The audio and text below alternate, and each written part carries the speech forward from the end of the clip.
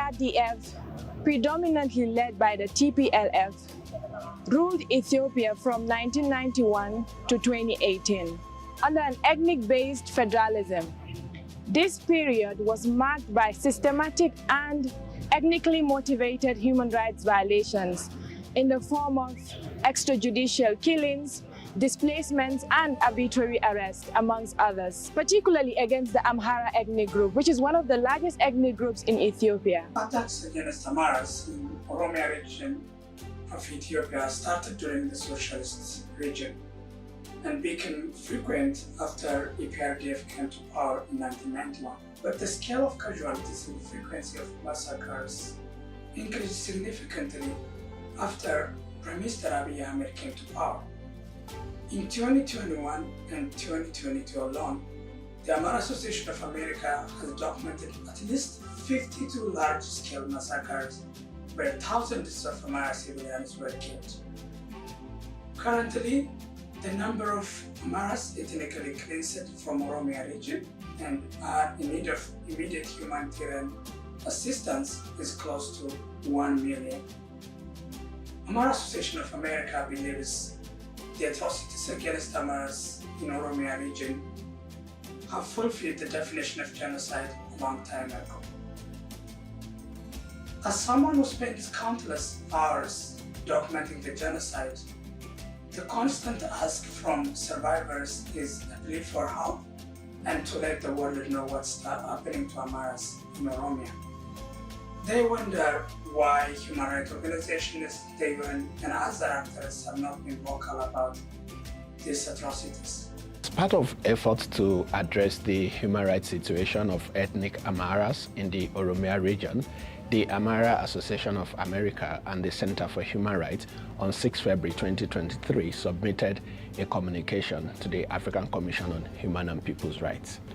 The communication submitted to the African Commission on Human and People's Rights argues that the failure of the government of Ethiopia to stop the human rights violation committed against ethnic Amharas in the Oromia region by state agents such as the Oromia Special Forces and non-state agents such as the Oromia Liberation Army is a violation of the obligations of the state of Ethiopia under the African Charter on Human and People's Rights.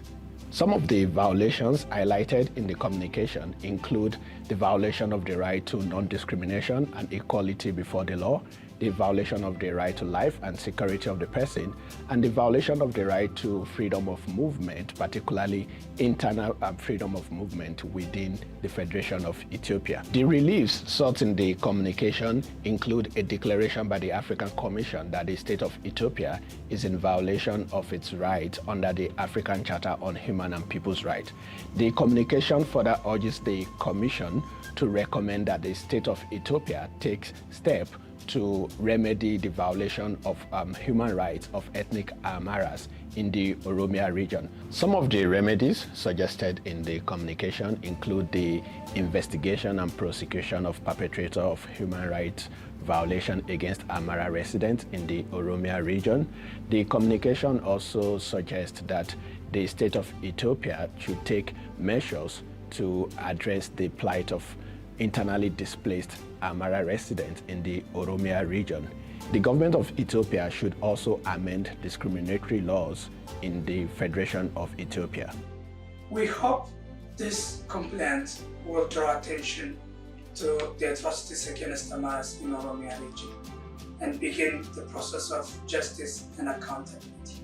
If the Commission finds that the submitted communication did indeed raise an allegation of violation of the African Charter, it will seize itself of the communication and notify the parties concerned about the seizure of the communication. The next step will then be for the African Commission to determine the admissibility of the case, and in the event that the Commission did find in favor of admissibility of the case, the Commission would then proceed to determine the merit of the case and adopt its decision.